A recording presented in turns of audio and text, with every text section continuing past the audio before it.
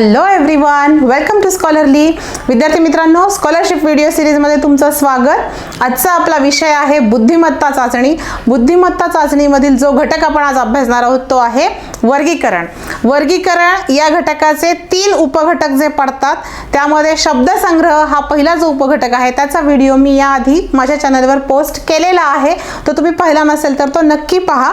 आज त्याच्या पुढचा जो घटक आहे दुसरा घटक अर्थात आकृत्या, ह्या घटकाचा अभ्यास आपण आज या व्हिडिओमध्ये करणार आहोत.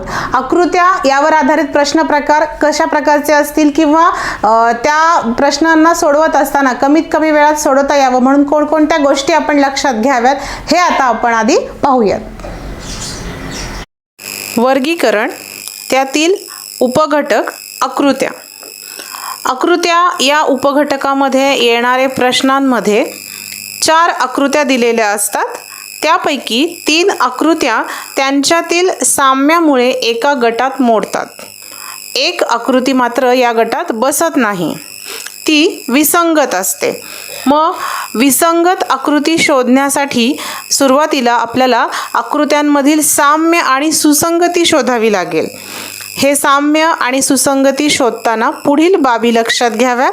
त्यामध्ये नंबर 1 आकृत्यांचा आकार, 2 आतील भाग, 3 घटीवत किंवा प्रतिघटीवत फिरणे. घटीवत घड्याळाच्या दिशेने क्लॉकवाईज आणि प्रतिघटीवत म्हणजे अँटी क्लॉकवाईज घड्याळाच्या काट्यांच्या उलट दिशेने. त्यानंतर 4 आहे रेषा किंवा बिंदू किंवा चिन्हे जर असतील आकृतीमध्ये तर त्यांची संख्या. नंबर 5 आहे स्थान. नंबर 6 आहे दिशा आणि 7वा आहे आरशातील प्रतिमा किंवा पाण्यातील प्रतिबिंब. या सर्व घटकांचा उपयोग आपण आकृत्यांमधील साम्य शोधण्यासाठी करू शकतो. एकदा का साम्य लक्षात आले की त्यामध्ये न बसणारी आकृती ओळखणे सोपे जाते. वर्गीकरण या घटकातील आकृत्या या उपघटकावर आधारित प्रश्न सोडवताना कोणकोणत्या बाबी आपण लक्षात घेतल्या पाहिजेत हे आपण आत्ता पाहिलं. त्या लक्षात ठेवून जर प्रश्न सोडवले तर नक्कीच तुम्हाला कमी वेळ लागेल. आता आपण प्रत्यक्ष काही उदाहरणं पाहूयात ज्यामुळे तुम्हाला लक्षात येईल की परीक्षेला नेमके कशा प्रकारचे प्रश्न या घटकावर येऊ शकतात. पाहूयात प्रत्यक्ष उदाहरणे. वर्गीकरण या घटकातील दुसरा उपघटक आकृत्या, त्यावर आधारित सराव संच 2.2. प्रश्न क्रमांक 1 ते 15 साठी सूचना. गटात न बसणारा पर्याय निवडा. गटात न बसणारा पर्याय, या ठिकाणी 4 पैकी 3 आकृत्या ह्या काय आहेत, एकसारख्या आहेत किंवा त्यांच्यामध्ये साम्य आहे कुठल्या ना कुठल्या बाबतीत. फक्त एक आकृती कोणती तरी त्यामध्ये वेगळी असणार आहे. ती आकृती कोणती आहे ते आपल्याला शोधायचे. पाहूयात प्रश्न क्रमांक 1. पहिली आकृती या ठिकाणी दिसते आपल्याला एकात एक 3 वर्तुळ आहेत. दुसरी आकृती एकात एक 3 त्रिकोण आहेत. तिसऱ्या आकृतीमध्ये बाहेरून एक चौरस आहे, त्यामध्ये वर्तुळ आणि वर्तुळामध्ये पुन्हा एक चौरस दिसतोय. आणि चौथ्या आकृतीमध्ये एकात एक आपल्याला 3 आयत दिसत आहेत. वेगळी आकृती अगदी सहज आपण ओळखू शकतो. यामध्ये पर्याय क्रमांक 3 आहे. बाकीच्या 3ही आकृत्या काय आहेत, एकच आकृती काय केलेली आहे, एकात एक बसवलेली दिसते आणि इथे मात्र 3 वेगवेगळ्या आकृत्या दिसत आहेत आपल्याला. त्यामुळे पर्याय क्रमांक 3. प्रश्न दुसरा, यामध्ये बाण दिसत आहेत पहा. या ठिकाणी त्यांची दिशा आपल्याला लक्षात घ्यायची आहे. एकमेकांच्या उलट दिशेने जाणारे बाण सलग दाखवलेले 4 बाण दिसत आहेत. यांची या ठिकाणी फक्त दिशा बदललेली आहे. ही पण एक आकृती आहे ज्यामध्ये शेवटचे 2 बाण एकाच दिशेने दाखवलेत.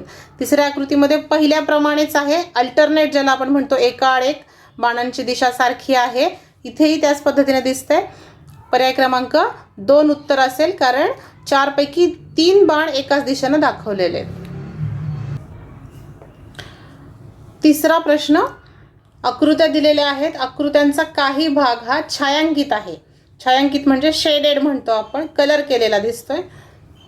पहिल्या आकृतीमध्ये एक वर्तुळ आहे. या ठिकाणी 4 पैकी 2 भाग रंगवलेले आहेत. दुसऱ्या आकृतीमध्ये ही काय आहे, चौरस आहे, त्यातले 2 पैकी 1 भाग रंगवला आहे. तिसऱ्या आकृतीमध्ये त्रिकोण आहे. या त्रिकोणाचे 4 भाग केलेले, 4 पैकी 1च भाग रंगवलेला दिसतोय. आणि चौथ्या आकृतीमध्ये आयताचे 4 पैकी 2 भाग रंगवलेत. साधारण आकृतीच्या निम्मा भाग जो आहे तो छायांकित केलेला आहे. फक्त आकृती क्रमांक 3 जी आहे त्यामध्ये मात्र निम्म्यापेक्षा कमी भाग छायांकित केला आहे, म्हणून पर्याय क्रमांक 3. चौथा प्रश्न, चिन्ह दिसत आहेत, आकृती आहे एक प्रकारची, फक्त निरीक्षण आपल्याला करायचं असतं या प्रकारच्या प्रश्नांमध्ये की साम्य कुठल्या कुठल्या बाबतीत दिसतंय. एका बाजूला बाणाचं टोक आहे, दुसरीकडे छोटंसं वर्तुळ आहे, इथेही वर्तुळ दिसतंय आणि इथे चौकोन दिसतोय आपल्याला. 2 वर्तुळ, 1 बाण आणि 1 चौकोन अशा पद्धतीनं शेवट आहे. आणि इथे काय दिसतंय, 3 वर्तुळ आणि 1 चौकोन, 2 वर्तुळ, चौकोन आणि बाण, 2 वर्तुळ, चौकोन आणि बाण. फक्त दुसऱ्या आकृतीमध्ये आपल्याला काय दिसते की बाणाचं टोक नाही, म्हणून पर्याय क्रमांक 2. प्रश्न क्रमांक 5, आकृत्या आहेत आणि आकृत्यांचे काही भाग केलेले दिसत आहेत. त्रिकोण, पहिल्या आकृतीमध्ये त्रिकोणाचे भाग केले, दुसऱ्यामध्ये पण काय 4 भाग केलेले तिथे त्रिकोणाचे. दुसऱ्या आकृतीमध्ये सुद्धा चौरस आहे, त्याचेही 4 भाग केलेले आहेत. तिसऱ्या आकृतीमध्ये आपल्याला पतंग आकार दिसतोय, त्याचेही 4 भाग केलेत. आणि चौथ्या आकृतीमध्ये आयत आहे, त्याचेही 4 भाग केलेत. वेगळी आकृती ओळखायला अजिबात अवघड नाही आहे. याच्यामध्ये तिसरी आकृती वेगळी दिसते का, कारण की पहिल्या, दुसऱ्या आणि चौथ्या आकृतीमध्ये जे भाग केलेले आहेत सगळे भाग समान आहेत, पहा समान आकाराचे आहेत. त्यामुळं फक्त तिसऱ्या आकृतीमध्ये आपल्याला काय दिसते, 4 पैकी हे 2 भाग सारखे आहेत आणि वरचे 2 भाग सारखे आहेत. त्यामुळं पर्याय क्रमांक 3 त्याचं उत्तर असेल. प्रश्न 6, यामध्ये चौरसामध्ये वर्तुळ आणि पुन्हा चौरस अशा पद्धतीने आकृती आहे. निरीक्षण केल्यावर आपल्या सहज लक्षात येतं पहिली, तिसरी आणि चौथी आकृती अगदी सारखी आहे, काही फरक नाही आहे. फक्त दुसऱ्या आकृतीमध्ये वर्तुळाच्या आत चौरसाऐवजी त्रिकोण दाखवलेला आहे, म्हणून पर्याय क्रमांक 2 हे त्याचं उत्तर आहे. प्रश्न क्रमांक 7, पुन्हा एकदा वर्तुळ, चौरस, त्रिकोण आणि आयत दिलेले आहेत आणि काही भाग छायांकित केलेला आहे. 4 पैकी प्रत्येकाचा 1 भाग छायांकित केलेला दिसतोय. या ठिकाणी पहिल्या, दुसऱ्या आणि चौथ्या आकृतीमध्ये फक्त तिसऱ्या आकृतीमध्ये 4 पैकी 2 भाग छायांकित केलेत, म्हणून पर्याय क्रमांक 3. प्रश्न 8, चौरस दाखवलेला आहे आणि चौरसामध्ये छोटे छोटे 2 वर्तुळ दिसतात, पहा. आणि बाहेरच्या बाजूला सुद्धा काय झालेलं आहे, 1 वर्तुळ दिसतं या टोकाला.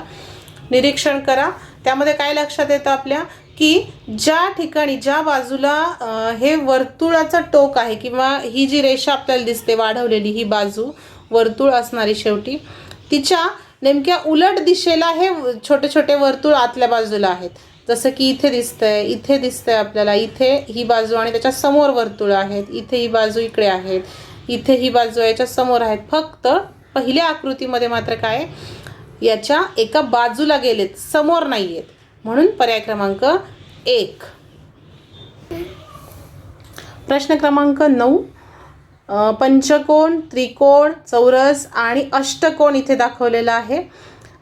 आतमध्ये तुम्हाला चिन्ह दिसेल, या ठिकाणी अधिकचं चिन्ह दिसतंय आपल्याला. फक्त लक्षात काय घ्यायचंय, जितक्या बाजू या आकृतीला आहेत तितकी चिन्ह आतमध्ये दिसत आहेत. पंचकोन आहे तर 5 चिन्ह दिसतील, त्रिकोण आहे तर 3 चिन्ह दिसतील आणि इथे अष्टकोन आहे तर 8 चिन्ह दिसतील. फक्त चौरसामध्ये 4 बाजू असूनही 3च चिन्ह दिसत आहेत, म्हणून पर्याय क्रमांक 3. प्रश्न क्रमांक 9, प्रश्न क्रमांक 9, या ठिकाणी पंचकोन, त्रिकोण, चौरस आणि अष्टकोन दाखवलेला आहे.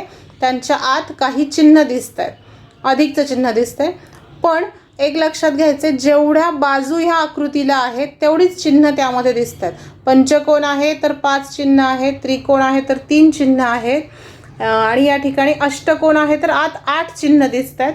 फक्त चौरसच एक अशी आकृती आहे ज्याच्यामध्ये 4 बाजू असूनही आतमध्ये 3च चिन्ह आहेत, म्हणून पर्याय क्रमांक 3 हे त्याचं उत्तर आहे.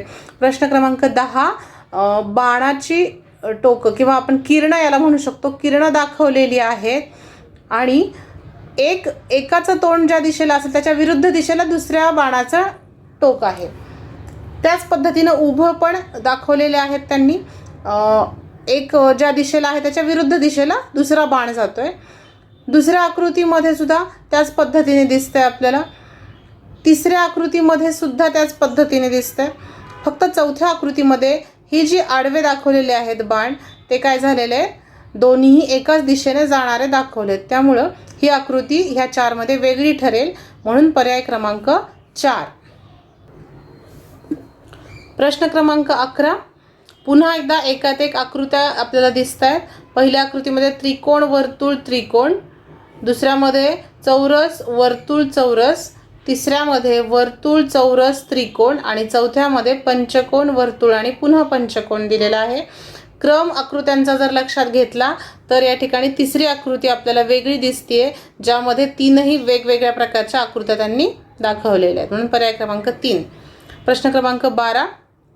पुन्हा एकदा किरण दाखवलेली आहेत, एकमेकांच्या उलट बाजूने जाणारी.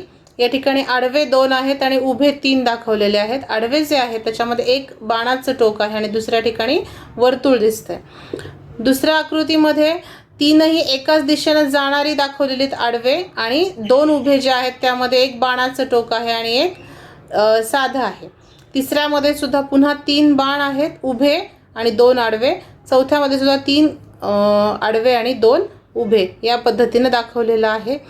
फक्त या बाणांचं जे टोकं आहे ती एकमेकांच्या उलट बाजूनं आहेत, त्यामुळं इथे फक्त दुसऱ्या आकृतीमध्ये आपल्याला काय दिसते, एकाच दिशेनं 3ही बाणाची टोकं दाखवलेली आहेत, म्हणून या ठिकाणी वेगळी आकृती कोणती असेल, पर्याय क्रमांक 2.